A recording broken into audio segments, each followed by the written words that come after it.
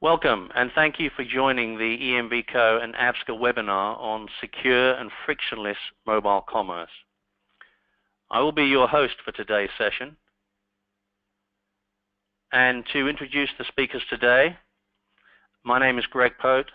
I'm the chairman of ABSCA, the Asian Industry Association for Payments and Identity. And our speakers in the webinar today are Brian Byrne, Director of Operations at EMV Co, and Mark Hay, who is the EMV 3D Secure Task Force Chair at EMV Co. So the agenda today, first of all, we'll begin with an introduction to EMV Co. This might be the first time that some of our webinar participants have heard of EMV Co, and you might like to understand more about the organization, its role, and where EMV Co adds value. Following that, the chair of the 3D Secure 2.0 Task Force, Mark Hay, will provide a thorough overview of EMV's 3D Secure 2.0 protocol. Attendees will learn more about the new EMV specification and how it supports the requirements of today's digital landscape. Mark will also answer any questions from the audience, so please don't forget to submit questions using the dashboard on the webinar platform. And then finally, at the end of the webinar, we will conclude with an overview on how stakeholders can get more involved with EMV Co. So to conclude this section and start the webinar, there's just a few housekeeping rules that we ask attendees to kindly adhere to as we go through. So please note that your microphones will be muted during the webinar to reduce background noise. If you need assistance during the webinar, please use the chat box to contact the organizers. If you cannot contact the organizers, please call the number on the screen there. It's the UK number, country code 44113-350-1922. To submit a question, type in the question box on the webinar dashboard. And that's optimized by clicking on the orange arrow tab at the top right of your screen, and then hit send. We'll try to answer all questions at the end of the presentation if time permits. If your question is not answered in the QA section because we can't get around to it within the time allowed, it will be addressed after the webinar and emailed to you in due course. So with that, I'm going to hand over to our first speaker, Brian Byrne, Director of Operations at EMV Co. Brian.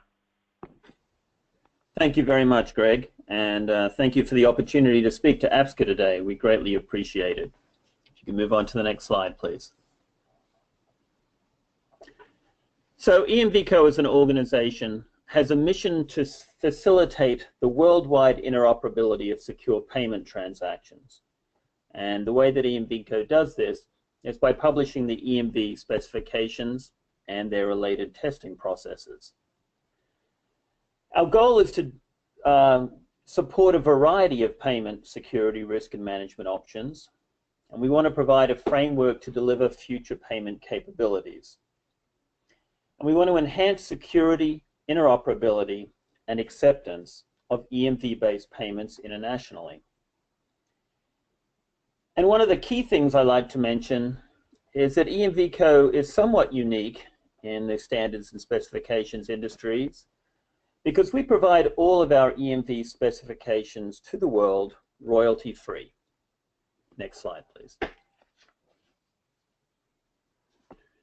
Now, I talk a lot about security, but I wanted to focus a little bit more on interoperability, because EMV Co's goal is that whether or not a consumer is using a card or a phone or shopping online, that EMV Co and the EMV specifications are there so that payment products issued in one country are going to be able to be securely accepted in another. Next slide. Now, sometimes when people think about EMV, they only think about the EMV contact chip. And that's certainly where EMV Co started, with the contact chip specifications. But over the years, we've evolved and expanded into new areas of secure payment interoperability. We've done a lot of work in contactless and mobile. We've done work related to security, to interoperability, resolution. But now I'd like to move on to some of the things that we're dealing with. Payment tokenization, we released the first draft of that specification. Of course, EMV 3D Secure 2.0, Mark is going to go into in detail. But I do want to take the opportunity just to give you a brief update on some of the things that are coming next. Next slide, please. So, payment tokenization. If you're not familiar with payment tokenization, it's an EMV specification, and it supports a reversible token that's generated at the issuer level.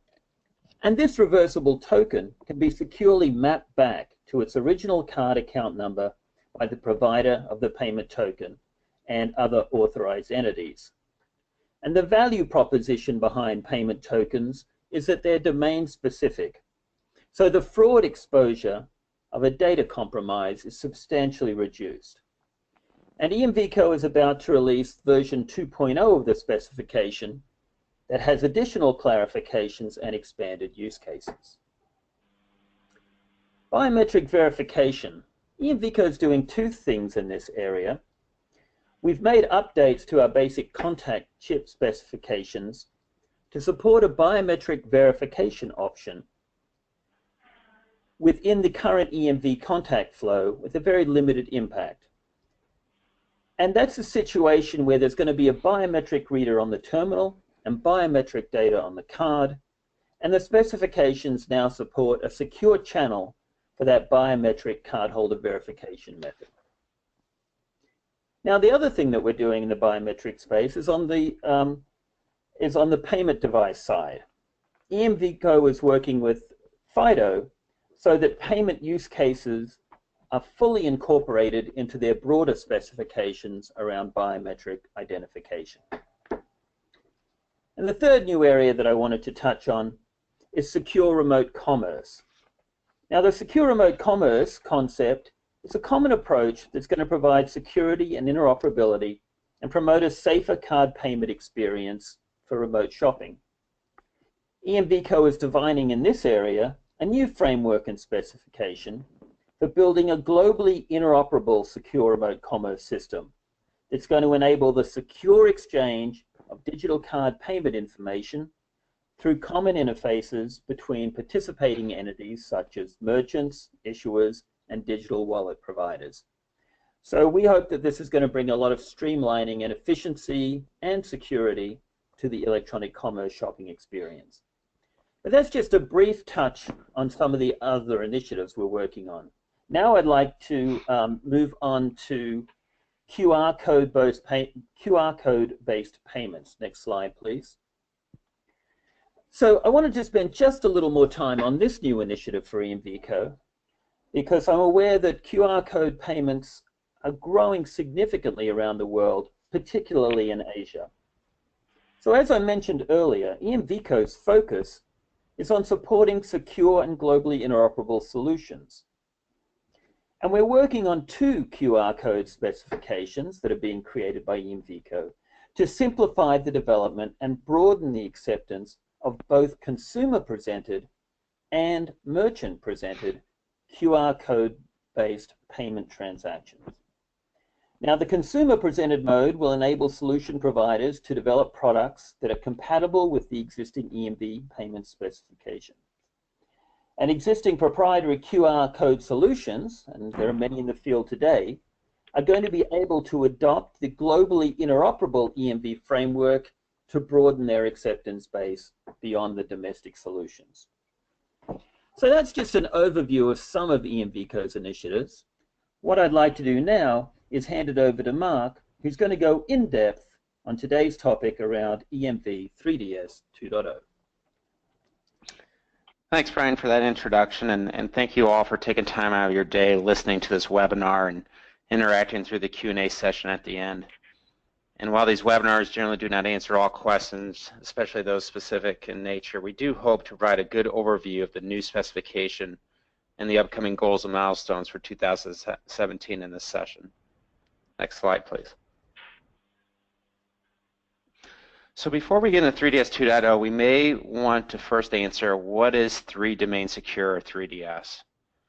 3-domain secure, or 3DS, is a messaging protocol created by Visa in 2001 and is licensed to the other payment systems, and enables consumers to directly authenticate their card with the card issuer when shopping online. This additional security layer aims to reduce fraudulent use of online credit and debit transactions. It helps to prevent unauthorized use of cards online and protects the merchant from exposure to fraud-related chargebacks. That's when the cardholder is reimbursed for fraudulent transactions have taken place. Now, the 3 domains consist of merchant acquired domain, the issuer domain, and the interoperability domain. And the purpose of the 3DS protocol is to facilitate the exchange of data between these stakeholders, the merchant, the cardholder, and the card issuer. The objective is to benefit each of these parties by providing the ability to authenticate cardholders during online or card-not-present purchases, reducing the likelihood of fraudulent usage of payment cards. 3DS is used globally today across 190 different countries. Next slide, please. So why the new version of 3DS? The current 3DS version was designed to support cardholder authentication for PC browser-based e-commerce transactions. Remember, the current version was written back in 2001. That current protocol does not support non-browser-based remote payments, which includes in-app, mobile, or digital wallets.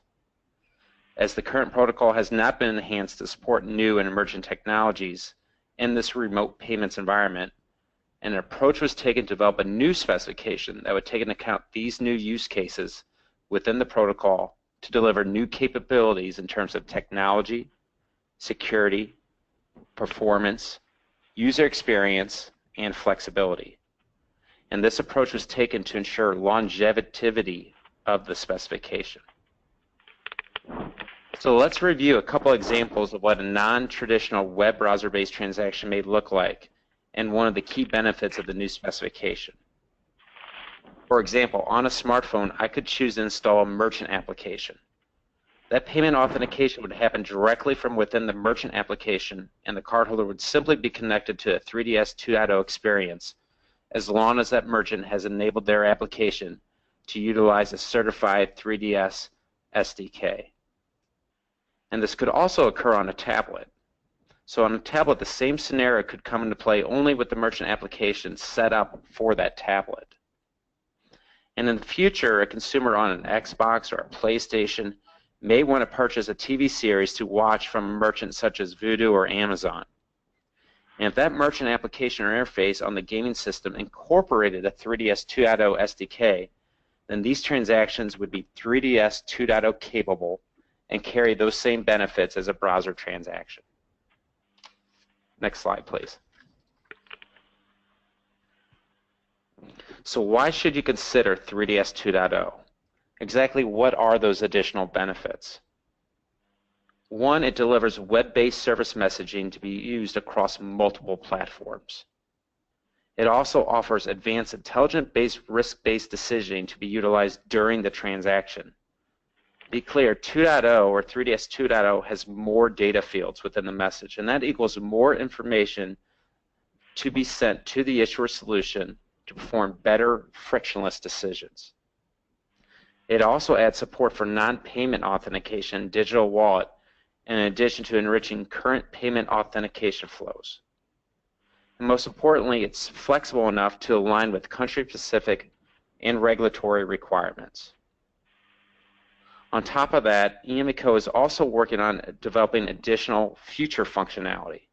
And some of that future functionality could include user authentication within digital wallets, token expansion, and solutions that would support telephone order and mail order. Next slide, please.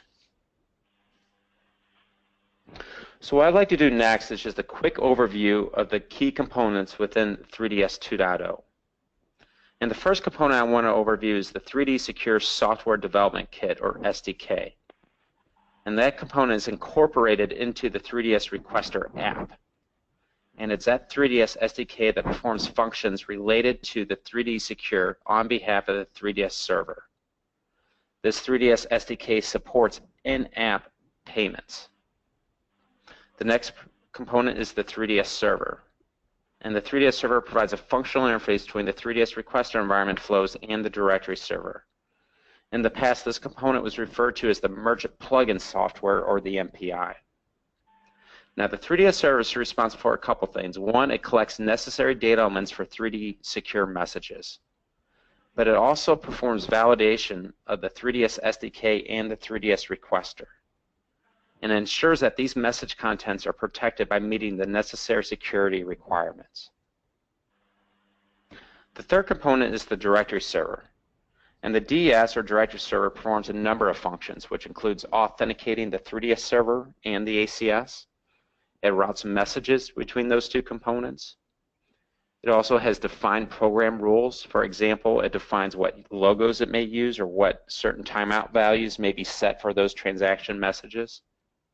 And it is also responsible for onboarding the 3DS servers and the ACSs. Now, the last component is the access control server, the ACS. And that ACS contains authentication rules and is controlled by the issuer.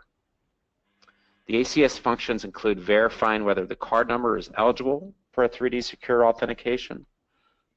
It verifies whether a consumer device type is eligible for a 3D secure authentication. And obviously, it authenticates the cardholder for a specific transaction. So the authentication of the transaction occurs at the access control server. Next slide, please. So now that you know these main components, let's do a quick review of the actual flows of these transactions. And the first flow I want to start with is an in-app frictionless flow. And if you look at the top right, that green box, the 3DS server initiates that transaction. And that initial message is referred to as the authentication request, or AREC. And it contains all the data elements required for risk-based authentication. And remember, risk-based authentication is a frictionless cardholder experience. Now, that message flow will flow through the directory server, who will direct the AREC to the appropriate ACS provider. That ACS provider in return, and remember, this ACS has the ability to perform risk-based authentication, will send those results via the ARES, or authentication response, back through the directory server and to the 3DS server. And at that point, the transaction completes. Next slide, please.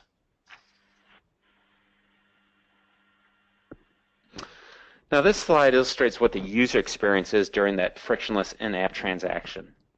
So if you start from the left, you can see that the consumer will add an item to their shopping cart and complete their standard purchase information. And that purchase information, along with the device data and other details, are sent to the ACS, and the ACS will determine whether or not it can perform frictionless cardholder authentication. And the ACS was able to authenticate the cardholder via these risk-based authentication data elements.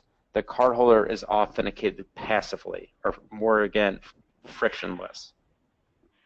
Next slide, please. So now that you've seen a frictionless flow, let me step you through what a challenge response flow may look like. And again, this is still an application-based transaction. So we'll still start to the top right, that green box where it says 3DS server, and that 3DS server will initiate the transaction. And that initial message, the AREC, will contain all the data elements necessary for the authentication. That message will still flow through the directory server, who will direct that AREC to the appropriate ACS provider. This time, however, the ACS will indicate challenge is required and pass those data elements back through the DS to the 3DS server. Now, at this point, the 3DS server, via the SDK on the top left, will initiate a challenge request, or CREC, with the ACS to get successful authentication. Upon successful authentication, the ACS will initiate the results request, or RREC, through the directory server and to the 3DS server, notifying them of the result of that authentication. And when that results response is provided back to the ACS will complete the transaction via the challenge response, or CRES. And it's this point where the transaction completes. Next slide, please. Again, we'll step this through from a cardholder experience perspective. So the consumer will add the items to their shopping cart just like they did for the frictionless. And when they submit their purchase information and the device data, the ACS will determine that cardholder challenge would be required. So the cardholder would actually enter in their one-time password. Next slide, please. You can see the one-time password information is sent to the ACS for that cardholder verification. And the ACS was able to verify that that cardholder, via the one-time password, was authenticated. And at this point, we have a successful challenge authentication transaction. Next slide, please. Now, at some point, cardholders may fail the transaction or fail the authentication. At that point, what happens on the left is the consumer may enter in an incorrect one-time password, and the ACS may request them to re-enter the code. And at some point, that ACS may set a limit, and in this example, we've set 3 as the limit. So at that point, if the cardholder fails 3 times in the final time, the ACS will notify that cardholder that the transaction cycle ends and authentication has failed.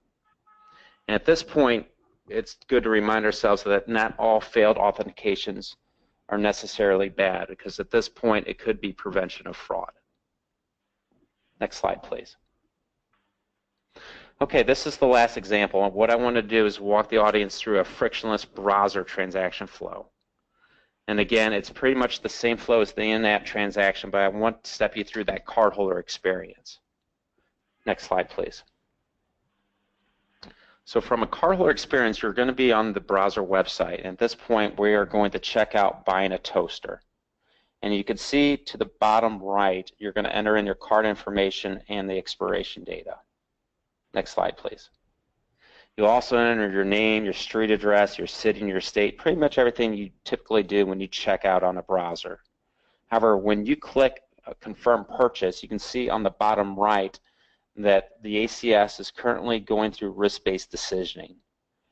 And through our usability studies, it was determined that that was the best experience for the cardholder to actually demonstrate that some decision was made. Next slide, please. And at this point, we've had a successful, frictionless cardholder authentication transaction. Next slide, please. And then it's pretty much the same experience for challenge. And again, it's similar to the in-app where you're going to make a purchase. You're going to see on the bottom right that we're going to buy 2 espresso makers. Next slide, please. You're going to enter in the same cardholder information, so it's your card number, expiration date, your name, street address, city and state, and you're going to go ahead and confirm that purchase. Next slide, please.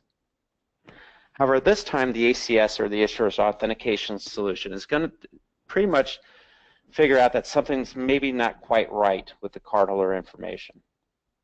So what they're going to do is actually step up or challenge that cardholder and ask for verification via a one-time password. Next slide, please. The cardholder will go ahead and enter in that one-time password that was sent to their mobile device, complete the authentication, and you can see in the bottom right that the order was completed successfully. Next slide, please. So again, those were the cardholder experiences, the different transaction flows. What I'm going to do now is hand it back over to Brian. Thanks, Mark. We move on to the next slide, please. So what I wanted to highlight on this slide is that EMVCo is generating these specifications, but EMVCo does not work in isolation. EMVCo, the organization, is owned by the global payment brands, but we have advisors, we have technical associates, business associates, industry partners. We have a broad array of stakeholders who work with us, and so that no one individual payment system is steering or guiding the specifications that we produce. So I wanted to emphasize that not only do we have a model for industry input that's open, but we also have a model that varies across subscribers who are any interested party, all the way up to business associates and advisors who have a vested interest in the transaction. Next slide, please. Now, I mentioned subscribers on the previous page, And I wanted to highlight to all of you, any individual or any company can be a subscriber with EMVCo at a fairly low cost. We have an annual meeting, and our next annual meeting is coming up in Asia. It's going to be in Vietnam on the 14th and the 15th of June. And I wanted to emphasize that the sessions that we're going to be talking about there cover the topics that we just covered with you: payment tokenization, biometric verification, secure remote commerce, software-based mobile payments, terminal approvals, card approvals, and of course QR code, as I just talked about as well. So all of those topics are going to be on the agenda in Vietnam, and if you're not already a subscriber, I would encourage you to think about it. Next slide, please. And now we're opening up the Q&A. So now that you know what 3D Secure 2.0 brings in terms of value to the industry, as well as how EMVCo works and the participation opportunities, we can start our Q&A. So for our live audience, please submit your questions now by using the question box on the webinar dashboard. On the top right of your screen, you can open the question box by clicking on the orange arrow tab and then type your question and hit send. We will get to as many questions as we have in the around 5 minutes that we have remaining. So let's get started. And we do have a few questions that have come in already. The first one is the following. With respect to the QR code activity, when do you expect the specifications to be available for implementation? So I think, Brian, that's one for you. Certainly, happy to take that one. Well, as I mentioned a couple of minutes ago, our specification development process goes through iterations. We start off with our senior technical associates and our business advisors.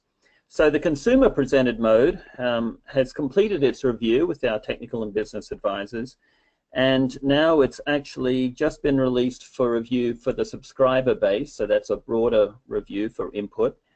So that one is in process with our subscribers. We're hoping to have a specification that's freely available to the public sometime mid-year of 2017. And following closely on its heels, we're also working on the merchant presented mode.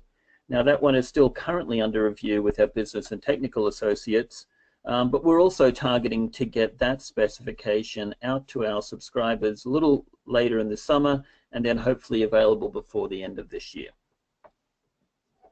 Okay, thanks, Brian. I've got another question here. Who is using the EMV 3D Secure 2.0 specification today? Obviously, that's one for you, Mark. Yeah, sure. So the EMV 3DS 2.0 specification was just published. Actually, it was published in October 2016. So it's going to take some time for the developers to create these solutions based on that new specification and for those solutions to come available in the marketplace. Okay. And the next one's for you as well, actually, Mark. It says, will the 3D Secure 2.0 specification be mandated? Well, actually, so EMVCo does not mandate the use of the 3DS specification or really any of their specifications. It's really up to the industry stakeholders to choose any or all the related EMV specifications to address their customer market needs. The way we kind of view it is EMVCo provides a toolbox of these specifications, and that toolbox helps facilitate the worldwide interoperability and acceptance of these secure payment transactions. And it does that by managing and evolving the EMV specifications and the related testing processes. I think I mentioned this before, but I will say, you know, these specifications were designed to be flexible. So the idea is they could be adopted regionally to meet these national payment requirements and accommodate local regulations. Okay, thanks. And next question, again for you, Mark. This is an important one. Will there be a testing framework for EMV 3D Secure 2.0? Yeah, actually, EMVCo is working to support the functional testing of the EMV 3DS 2.0 solutions to confirm that they are compliant to the EMV 3DS 2.0 specification. I can say we're doing that today. In addition, the PCI Security Standards Council will use the functional specification to create their own data security requirements. Along with that, they'll also create the testing procedures, the assessor training, and the reporting templates to address that environmental security standards. So all these related documents will be released in 2017. Okay. Okay, thanks. I think we've got time for one more, and this one's back to you, Brian, back to QR codes. Question says, what are the benefits of using an EMV specification for QR code-based payments? Yeah, thanks, Greg. It's an excellent question. I mean, clearly, many of you on the call probably are using a QR code-based solution in your own country right now, and you might be asking, why is EMV code getting involved in the area at all? Well, there's a couple of key points I'd like to make there. Firstly, if you're a merchant and you're doing business with customers, or if you're a consumer and a traveler and you want your product to be accepted, it's going to be a better proposition for everybody if you're actually using an internationally accepted and globally interoperable specification.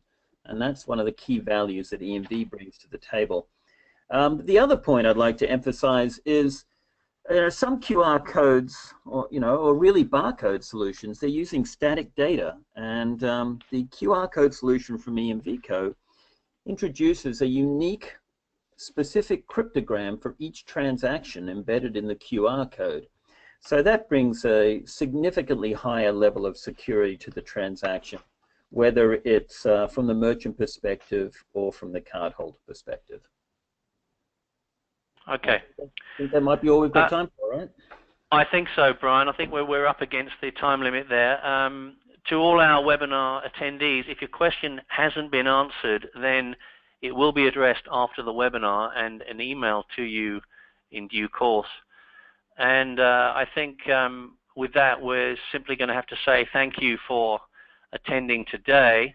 If you can complete the short survey, it would be greatly appreciated. I'd like to say thanks once again to EMVCo for enabling this webinar, and to our speakers today, Brian Byrne and Mark Kay.